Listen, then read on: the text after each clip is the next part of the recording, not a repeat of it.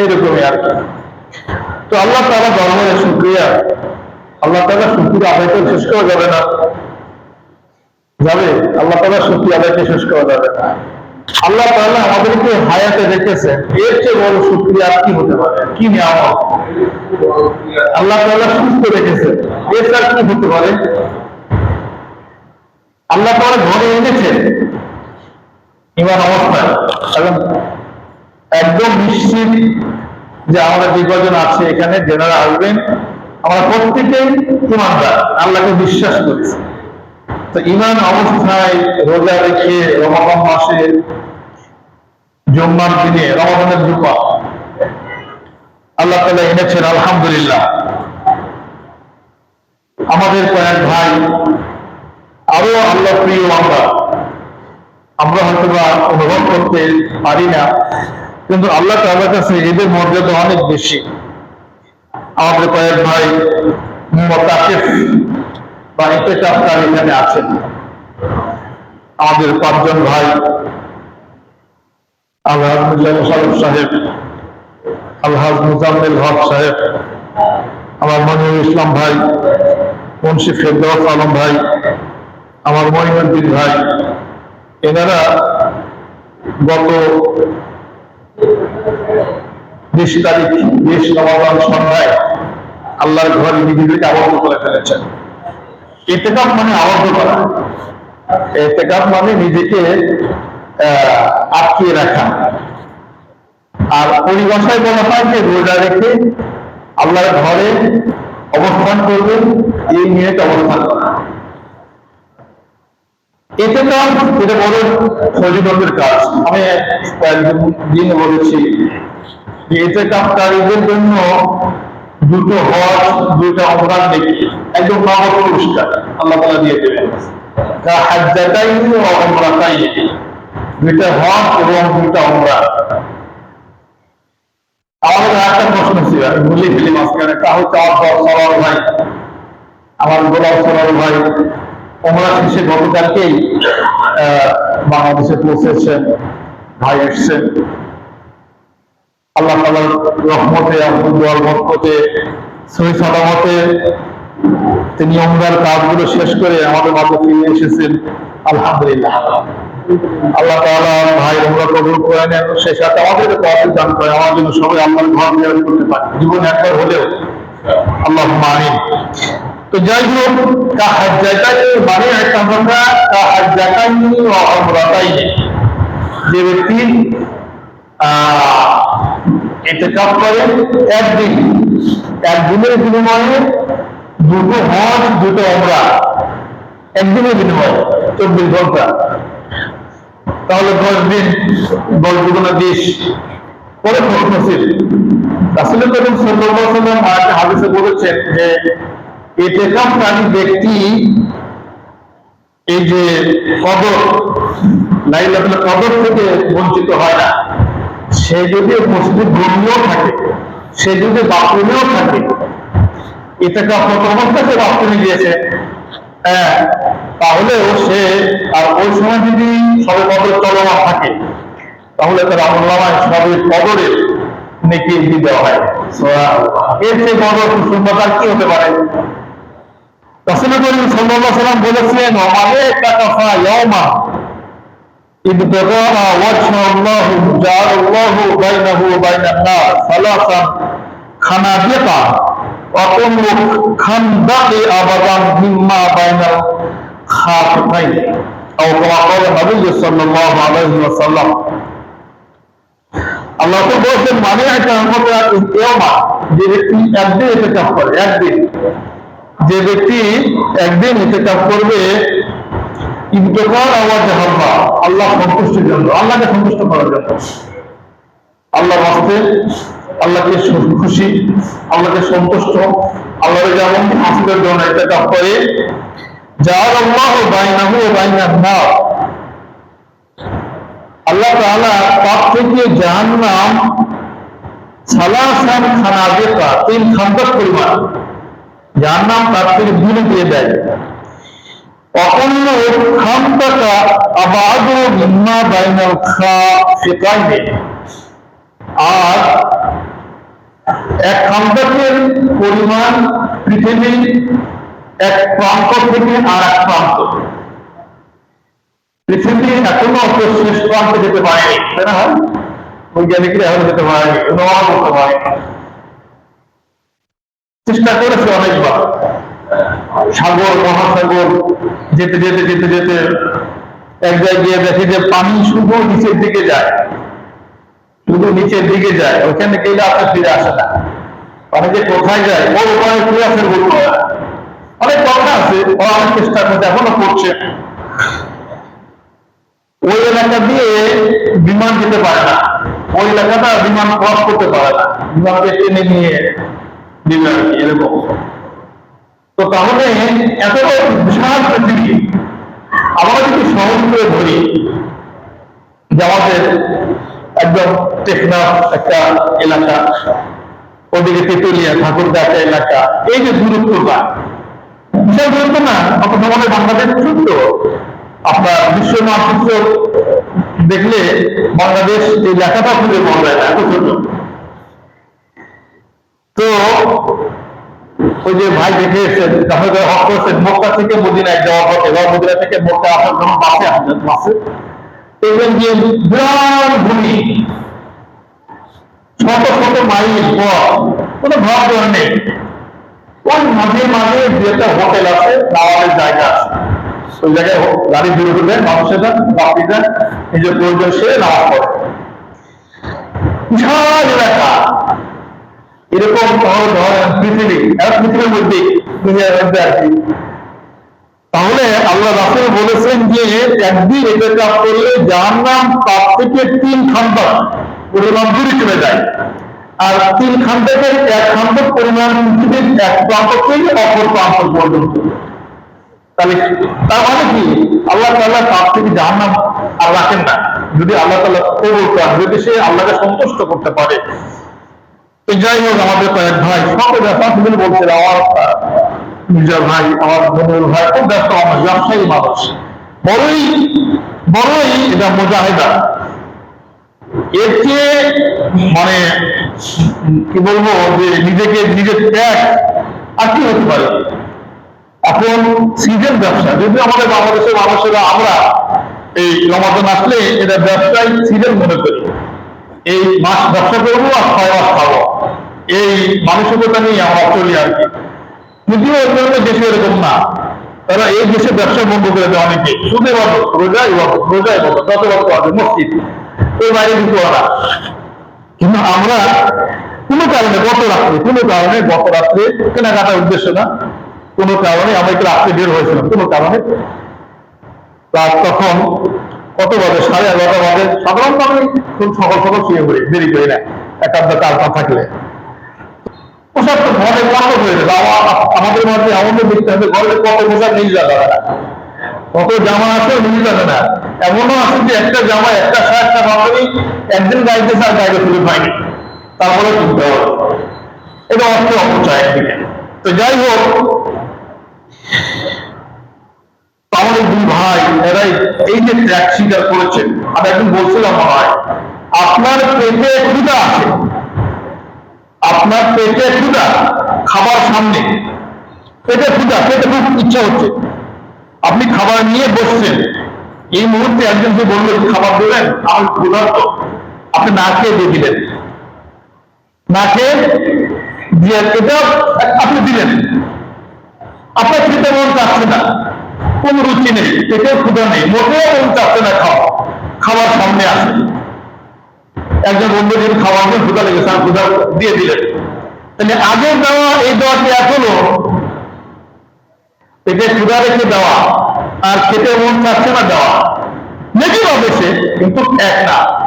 তো এই যে এনারা এই যে বিশাল ত্যাগ, নিজের প্রয়োজনটাকে, নিজের দুনিয়াদারিকে তুচ্ছ করে, তাচ্ছিল্য করে, পিছিয়ে ফেলে, পায়ের নিচে ফেলে দিয়ে দুনিয়ার মহ ত্যাগ করে অবস্থান করছে, এটা খুশনসিব।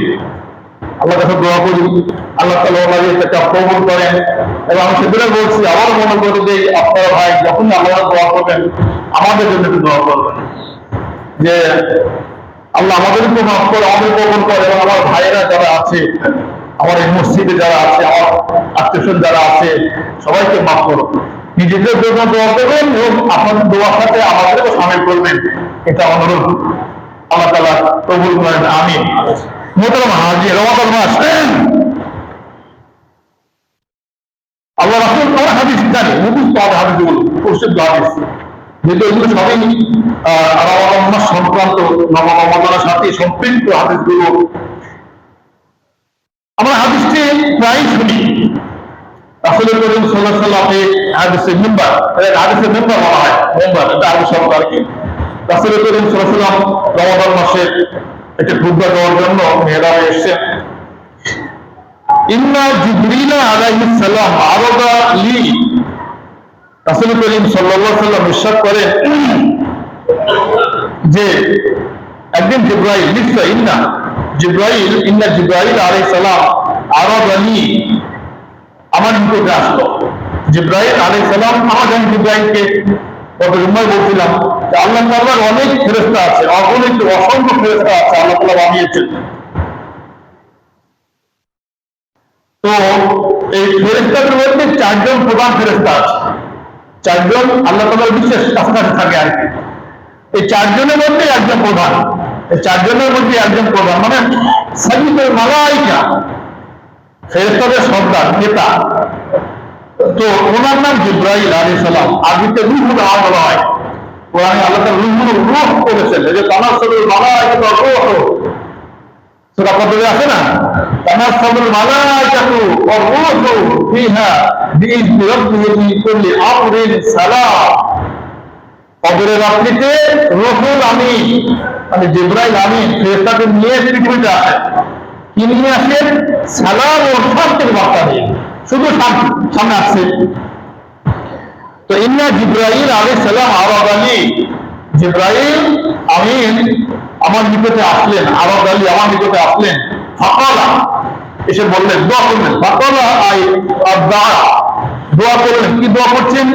মান আদরাকা রমাদানা, যে ব্যক্তি রমাদান পেল, মান ব্যক্তি আদরাকা পেল রমাদান মাস, মান আদরাকা রমাদানা, যে ব্যক্তি রমাদান মাস পেল।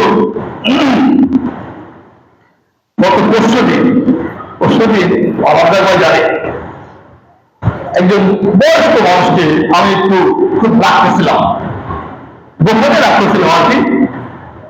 একদম আমি বললাম ওনার বয়স কত, উনি বললেন যে ভাই মোটামুটি আগের হিসাব করেনি, তো মা বলেছে সেই হিসাব করলে ৭৫ বছর হয়। ৭৫ বছরের বুড়ো মানুষ পান থেকে ঠোঁট লাল করে, পান সিমাটি বাজারে এসছে কেনাকাটা করতে সাইকেল নিয়ে, ঠোঁট লাল হয়ে গিয়েছে, ঠোঁটের নিয়ম দিয়ে ওই বেগুন পুতুলের পান ফেলে লেগে থাকে না, আপনার পুরোলিয়া সুপারি এই লেগে থাকে, হ্যাঁ খোয়াই লেগে থাকে, লাল হয়ে রয়েছে। আমি একটু মানে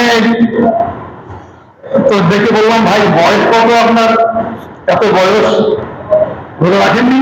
না আমি অসুস্থ, আমি অসুস্থ, রোজা রাখতে পারিনি। তো অসুস্থ মানুষ, আপনি বাবার কি করতে, সাইকেল নিয়ে এসছেন, সাইকেল চালিয়ে খুব প্রয়োজন ছিল, তার মানে ভালো কথা। আপনি অসুস্থ মানুষ, সুস্থ কি অসুস্থ আল্লাহ জানে, কিন্তু আপনি এই যে একটা চরম অন্যায় করছেন, রমাদানের সাথে বেয়াদবি করছেন, রোজা রাখেন না গোপনে থাকেন। দেখেন আর কথা আছে, নবীজি বলেছেন কোন কারণে যদি আপনাকে রোজা ভাঙতে হয়, কোন কারণে নিজেদের রোজা রেখে হঠাৎ তিলক শুরু হয়ে গেছে, ওটা তার সাথে রোজা হয়ে ফেলতে হবে। যদি আবার অবস্থা হয় তাহলে এসে রোজা ভাঙবে, কিন্তু গোপনে আরামে আপনারে, সে প্রকাশ্যে খাবে না এবং সে বুঝাতে যে আমি রোজায় আছে। নবীজি বলেছেন এই কথাটা।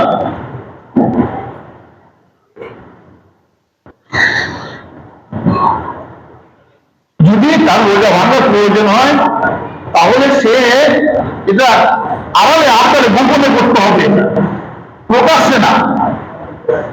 তাই বললাম, আপনার এত বছর বয়স, আপনার সব কেটে গিয়েছে, আপনি প্রকাশ্যে দিতে লজ্জাও করলেন না। স্বাভাবিক লজ্জা করার কথা তো যে আমি এই বয়সে পান সিগারেট রাস্তায় বের হব, এই মান আদরাকা রমাদানা, যে ব্যক্তি রমাদান মাস পেল, দেখেন অতরা হাজিরিন, রমাদান মাসকে আল্লাহ প্রথমে বলছিল, সামানের শেষে বলছিলাম, রোজার আগের জন্য বলছিলাম যে আল্লাহ তাআলা রমাদান মাসকে ইজ্জত দিয়েছেন। কি জন্য ইজ্জত দিয়েছেন? কি কি ইজ্জত দিয়েছেন? রমাদান মাসে ফরজ করলে 70টি ফরজের মতো হয়, নফল করলে ফরজের মতো নেকি দেন। আল্লাহ তাআলা জাহান্নাম দরজা বন্ধ করে দিয়েছেন, জান্নাতের দরজা খুলে দিয়েছেন, তাই না? মূল শয়তান আজাজিল বিরুদ্ধে শৃঙ্খলাবদ্ধ করেছেন সব রোজার খাতিরে, রোজার খাতিরে, এটা রোজার খাতিরে। এবং এই রোজার খাতিরে যারা রোজা রাখবে, কিয়ামতের দিন কিয়ামতের দিন আল্লাহ তাআলা একটা গেট তৈরি করবেন, আল্লাহ তাআলা একটা গেট তৈরি করবেন। সেই গেটের নাম হবে রাইয়ান, বাবুর রাইয়ান, রাইয়ান নামক গেট বা দরজা। আল্লাহ তাআলা সবাইকে উপস্থিত করবেন এবং ফেরেশতারা বলবেন, ঘোষণা করো যে রোজাদার কারা আছে। ফেরেশতারা বলবে, আইয়া সাইমন, এই কে কে রোজাদার আছো, দাঁড়িয়ে যাও। বলে না যেখানে মেট্রিক পাস থেকে আছেন, এখানে আইএ পাস থেকে আছেন, ডিগ্রি থেকে আছেন, অনার্স থেকে মাস্টার্স, পিএইচডি হোল্ডার কে আছেন, ডক্টর কেউ আসেন দিকে, এরকম হয় না? এখন দাঁড়িয়ে গেল আমি ডক্টর। তো কিয়ামতের মাঠে ফেরেশতারা ঘোষণা করবে, আইনা সাইমন, কোথায় ছিল রোজার ব্যক্তিগুলো যারা রমাদান মাস পেয়েছে, বললাম রমাদানকে ইজ্জত দিয়ে সম্মান দিয়ে রোজা রেখেছো আল্লাহকে সন্তুষ্ট করার জন্য। তখন আপনারা দাঁড়িয়ে যাবেন, যারা রোজা রেখেছেন দাঁড়িয়ে যাবেন। তখন একটা হাদিস, তখন বলা হবে যে যারা রোজাদার, ওটা এই রোজাই কাজ, রোজাই হচ্ছে তাদের ওই ভোটার কাজ, বাস, তারা এখান থেকে প্রবেশ করবে। সমস্ত রোজাদাররা যখন প্রবেশ করবে তখন ওই গেটটা বন্ধ হয়ে যাবে। এত সম্মান আল্লাহ তাআলা দিয়েছেন, আর আপনি দিলেন না সম্মান। আপনি দিবস মানা হওয়ার পরে বৃন্দাবন করে দেখান, মোটামুটি যেতেন না, মুখ ফুটিয়ে চলেন, কিন্তু ভয় করে না একটু। মালাকাল মত একদম ঘরের কাছে, মালাকাল মত একদম ঘরের কাছে, মোটর ধরবেন। মোটরসাইকেলে তেল আছে, আবার যদি লাগে বোতল নিয়ে তেল কিনতে গেছে, জোয়ান ছেলে, হ্যাঁ বোতলে তেল দেবো না, কেন দিবি না? এই ট্রাক্টর যুবক যুবক জানজাম লেগে গেছে, মাথায় ভাত মারা গেছে, মোটরসাইকেল রয়ে গেছে, তেলও রয়ে গেছে, বোতলও রয়ে গেছে। এত বছর বয়সের যুবক, তাই না? বিয়ে করতে বউ আনতে গেছে, স্বামী স্ত্রী দুজনেই গতকাল যেটা বাজার ঘটেছে আর কি। তো আপনার ধারের কাছে, একদম সারা রোদের কাছে আপনার কি বলে মালাকাল মউত, আপনি কোন দুঃসাহস আপনার যে আপনি দিবসে রমাদান মাসকে বেইজ্জত করে বৃন্দাবন দিতে পানাহার করেন? তো জিবরাইল আমিন বলেছেন, ফাকালা মান আতলাকা রমাদানা ফালাম ইউগফার লাহু, যে ব্যক্তি রমাদান মাস পেল আর তার গুনাহগুলো মাফ করতে পারলো না, সেজন্য বাউলা ধ্বংস হয়ে যায়, সেজন্য বিপদ যায়, সে ক্ষতিগ্রস্ত হোক।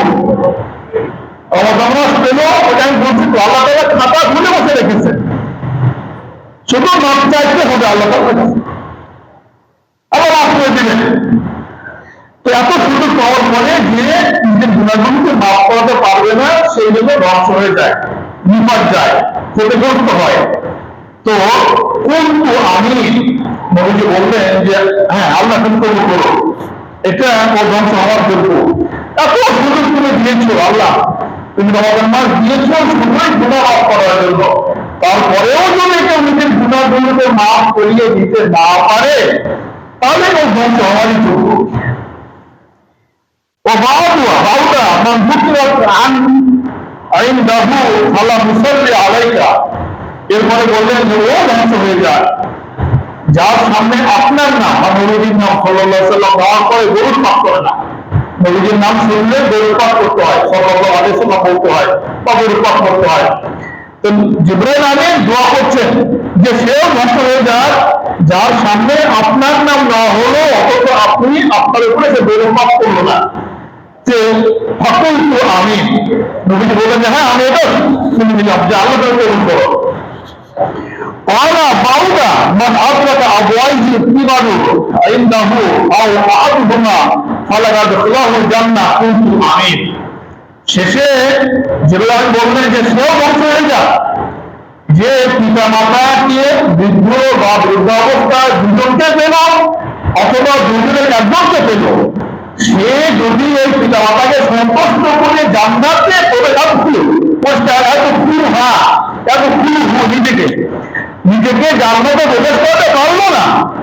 পিতা মাতা আছে, দুজনই আছে ও দুজনের একজন আছে, এটা সন্তুষ্ট করতে পারলো না, অসন্তুষ্ট অবস্থায় পিতা মাতা কবরে গেল বা নিজে কবরে গেল। এরা যদি পিতা মাতাকে সন্তুষ্ট না করে জান্নাতে যেতে না পারে, এও ধ্বংস হয়ে যায়। জান্নাতে যাওয়ার অনেকগুলো কারণ মধ্যে এটা একটা কারণ যে পিতা মাতাকে সন্তুষ্ট থাকতে হবে। আমাদের জানতে ঘরে পিতা মাতা আছেন, বৃদ্ধ অবস্থায়, বৃদ্ধ অবস্থায় আপনার ঘরে জান্নাত রয়েছে। আমি প্রায় বলি, ভাইকে বলি যে আপনার ঘরে দুটো জান্নাত, পিতাও বেঁচে আছে, মাও বেঁচে আছে, আব্বা আছে, মাও আছে। এর চেয়ে বড় প্রশ্ন হচ্ছে আসলে হয় না হয়?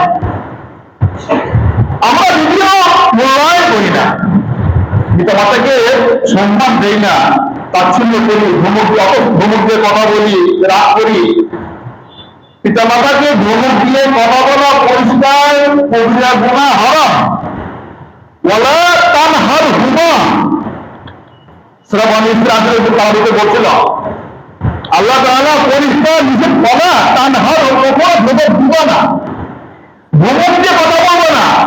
তাহলে কথা কে বলবে? অকুল লাহুমা কাওলান কারীমা, একদম নরম সুরে, পিতা মাতার সাথে নরম সুরে, একদম আদরের সাথে, ভদ্রতার সাথে কথা বলতে হবে। এটা ফরজ। জোরে কথা বলা হারাম গুনাহ কবিরা, ধমকটা হারাম গুনাহ কবিরা। ওয়াহসিদ লাহুমা জানাহা যুল্লি মিনার রাহমা, পিতা মাতার সামনে তোমার বাহুকে নত করে দাও, মুখ টান করে চলবে না। আল্লাহ তাআলা যতবার কোরআনে আল্লাহর হক কথা বলেছেন, আল্লাহর হক সঙ্গে সঙ্গে পিতা মাতার হক, পিতা মাতার হক। মোহতারাম হাজিরিন, এই কত নিয়ামত আমরা যারা হারিয়েছি পিতা মাতাকে, আমরা উপলব্ধি করতে পারি, অনুভব করি যে কি জিনিসটা আমরা হারিয়েছি। যাদের ঘর পিতা মাতা নেই, দেখবেন যে ঘরটা, বাড়িটা সব আছে, তারপরে ফাঁকা ফাঁকা মনে হয়। কি যেন নেই, কি যেন নেই, যাদের জন্য ফাঁকা একটা শূন্যতা ভিতরে কাজ করে। এই যে সামনে ঈদ আসছে, আমার কথা জন্য আব্বা মারা গিয়েছে 21 সালের দিকে, আব্বা অনেকটা মারা গিয়েছে। তো এমন কোন দিন নেই বিকেলে মায়ের হাতে একটা ছোট ফোন ছিল, পারতো না, লেখাপড়া জানতো না তেমন, তো শুধু ওই চিপলেই কথা বলা যায় এটা বোঝা। তো বিকেল বেলায় ফোন নিয়ে বসে থাকতো। ঈদের দিন যাওয়ার পথ খোলা, আমার কানে অনেক সময় আসে বা অভিযোগ করে সন্তানের বিরুদ্ধে, সন্তান দেখে না, রাগ করে, খাবার দেয় না। একটা মা বেঁচে আছে, সন্তানরা আছে, মাকে আলাদা করে দিয়েছি, মাকে ভাত দেয় না, বয়স তোলা কপাল আপনার। যাই হোক মোহতারাম হাজিরিন, রমাদান মাস এইরকম, রমাদান মাস আল্লাহ তাআলা আপনাকে দিয়েছেন গুনাহ মাফ করার জন্য। সুবর্ণ সুযোগ শেষ হয়ে যাচ্ছে, আজকে 23 রোজা।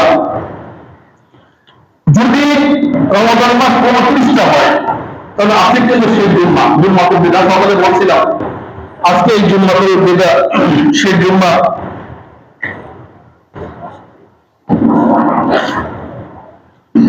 আর যদি রমাদান মাস 30টা হয়, তাহলে আগামী জুম্মা আমরা পাবো ইনশাআল্লাহ রমাদান মাসে।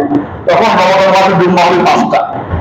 আজকে রমাদান মাসের 4র্থ জুম্মা, রমাদান মাসের 4র্থ জুম্মা। যদি রমাদান মাস 30টা হয়, তাহলে আগামী জুম্মা আমরা পাবো, তাহলে জুম্মা হবে 5টা রমাদান মাসে।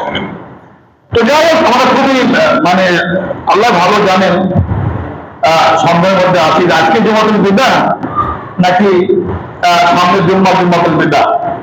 একটা আমরা আল্লাহ তাআলা ভালো জানেন কি হবে। 29টা হলে আজকে জুম্মাতুল বিদা, আর 30টা হলে আগামী জুম্মা আমরা পাবো ইনশাআল্লাহ। 29টা হলে আগামী জুম্মায় ঈদের দিন হবে ইনশাআল্লাহ।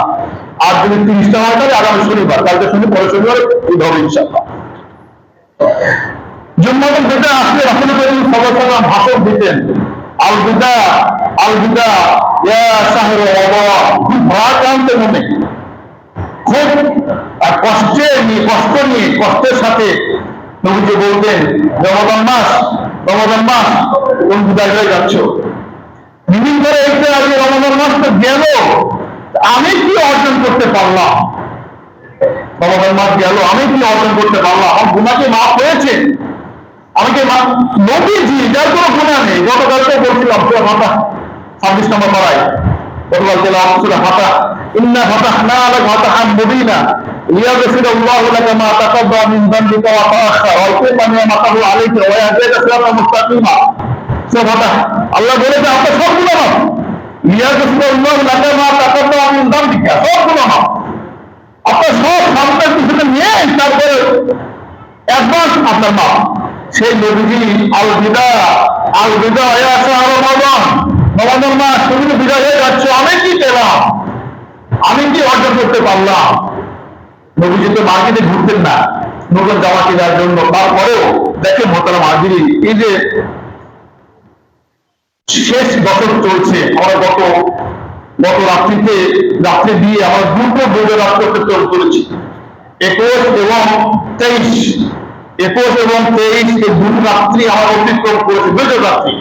যেহেতু আমার নবীজি বলেছেন শেষ দশকে খোঁজো, শেষ দশকের বেজর রাত্রিতে সবে কদর খোঁজো।